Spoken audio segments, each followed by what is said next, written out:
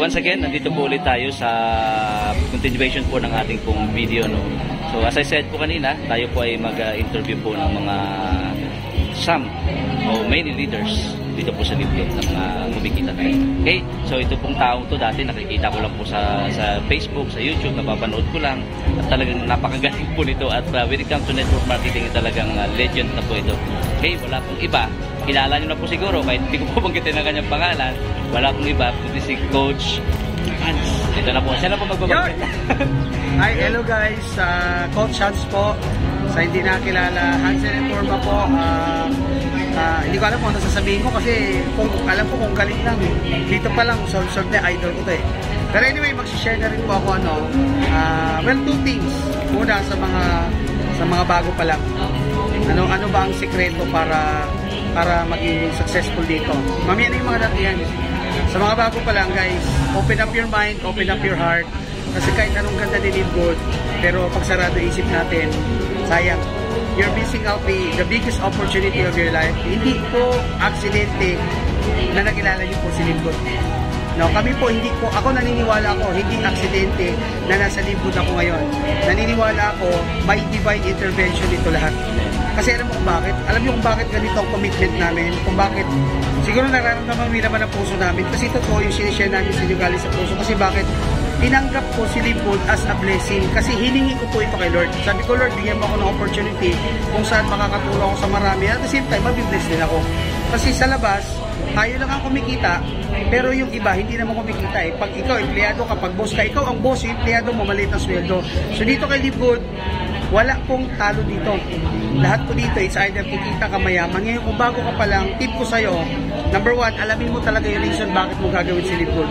Importante yung reason, kasi pag hindi mo alam ang reason mo, para ka nagtayo ng building na nakapatong lang sa buhangin. Kulang sa pundasyon. Kasi yung why natin, yung deepest why natin, yan po talaga yung mag-a-anchor sa'yo. So kung isa kang barko, yan yung anchor mo na kahit anong bagyo ang umihip sa'yo, hindi ka tatangin bakit matibay ang anchor mo.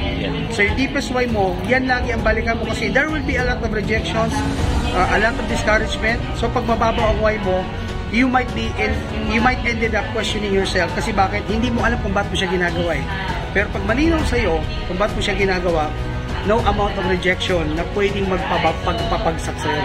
No? So, number one, deepest why. Number two, clear vision kung ano naghihintay sa'yo 3 years from now, 5 years from now. Alam mo kung bakit? Marami kasi dito excited lang pumasok, pero pag pumasok na yung usapan, pag pinag-uusapan na yung subscription, ayaw na nila. Kasi doon mo marirealize yung mga tao ayaw ng subscription, short term sila mag-isip. Tama. Hindi nila nakikita yung value ng monthly subscription. Magkano yung 600? Kasi nalalaki yan sila sa 600. Sabi ko nga, kung nalalaki yan sa 600, hindi ka pa handa maging milyonaryo. Yes. 600 lang, naking-laki ka eh. Eh, paano ka bibigyan ni Lord ng milyon-milyon kung sa 600 pa lang nalulula ka? Guys, ang kaibahan natin, mindset. Tingnan mo mindset mo ha, yung 600, yan ang nagpapahirap sa'yo ngayon. Yan ang mindset mo, kaya nahihirapan ka kasi tingin mo sa 600, nagpapahirap sa'yo. Ang mindset ni Coach Hans ganito, yung 600 na yan ang susi ko para magtagumpay. Kaya kahit 6,000 yan, kahit 60,000 yan, kung ang kapalit niyan magandang buhay para sa pamilya mo, sa magulang ko, sa asawa, sa anak ko, there's no amount na kapalit kung mahal mo ang pamilya mo. So 600, wala pong value ang 600 kasi pinag-usapan natin dito ano ang naghihintay sa'yo 3 years from now. Okay? So that's number 2. Number 3, pinaka-importante, may deepest why ka na, may clear vision ka na ng future. Number 3, alam mo kung ano? Right knowledge. Hindi pwedeng puro ka deepest why. Hindi pwedeng puro ka vision, nangangarap pala ng gising. Ang importante, binaback up mo, hinahanda mo sarili mo, mag-train ka kasi bakit? Hindi po tayo nagtitrain para matuto. Kaya tayo nagtitrain kasi hinahanda mo sarili mo sa pagdating ng milyong-milyong tao na mapupunta sa ilalim mo. How do you expect to handle millions of people kung sarili mo hindi mo kaya turuan? Kung sarili mo hindi mo kaya maging coach? Marami nag-aangat yung kinikita ni Coach Fernan, earning 3 million, 4 million naman. Marami nag-aangat. But the question is, handa ka bang trabahuin yung trabaho na kumikita ng 3 at 4 million? Handa ka bang i-handle ang problemang hinahandle ng taong ganyan? Ay, dalawa pang alang downline mo, hindi mo ma-handle eh. Tama. So, ibig sabihin, habang wala ka pa, ihanda mo sarili mo kasi kaya ka nilagay ni Lord sa ganyang sitwasyon, eh wala ka pang tao. Kasi binibigyan ka pa ng chance mag-aral, palakasin ang sarili mo, palalimin ang kondisyon mo, para pag dumating na yung right person, imaginein mo kung dumating si Coach Chance, si Coach Santi, kaya mo ba kami i-handle? Diba hindi? Kasi hindi ka pa talaga handa. So, habang wala pa yung mga tao na yan, hindi, hanggat ipabibigay ni Lord sa'yo, equip yourself with everything. Dapat 5 steps ahead ka. Dapat itatanong pa lang, may sagot ka na. Hindi yung tinanong ka, magtatanong ka pa. Guys, take it from me. Guys, hindi po ako magaling, ha. Just for you to know, ang background ko po, maglilitsyon po ako sa Unlocks ng 9 years.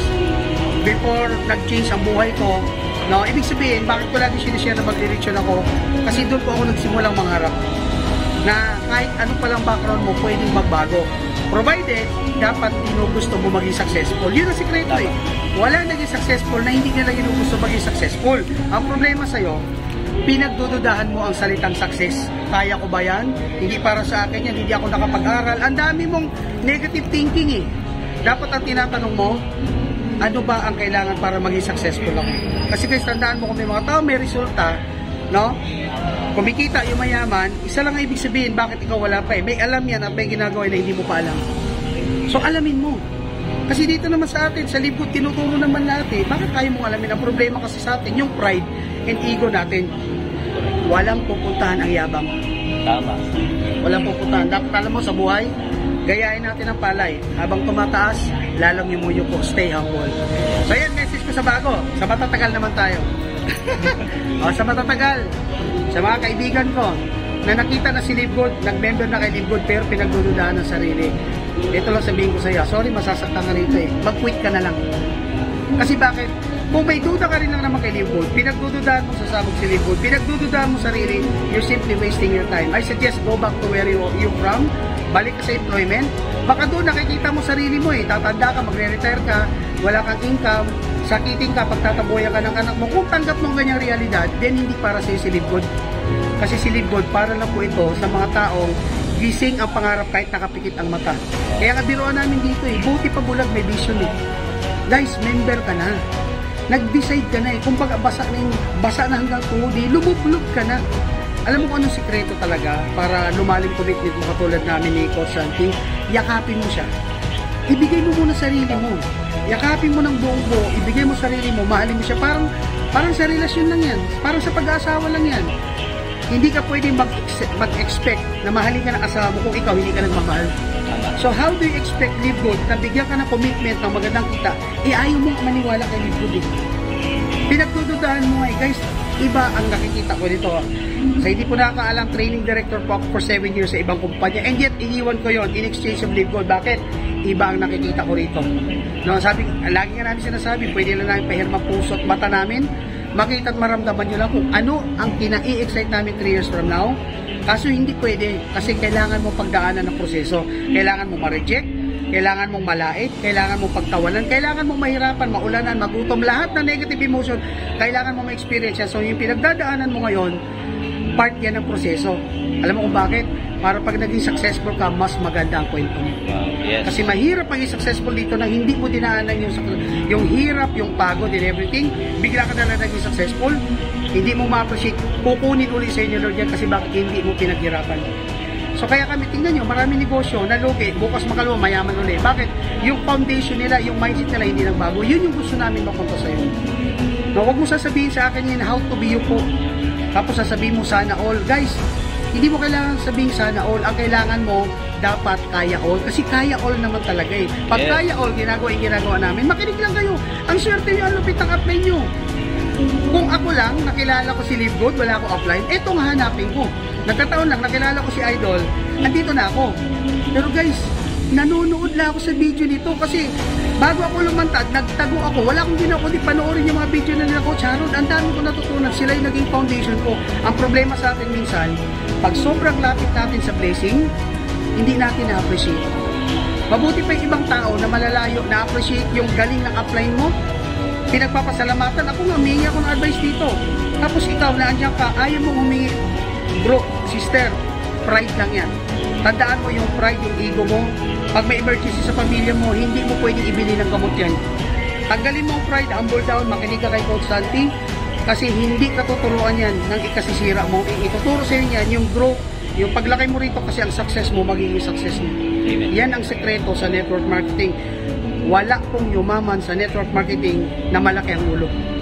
Tama. Bawal po ang may hydrocephalus sa networking. Ang kailangan mo sa networking, alam mo ano? Humble down. Humble down, tanggalin mo.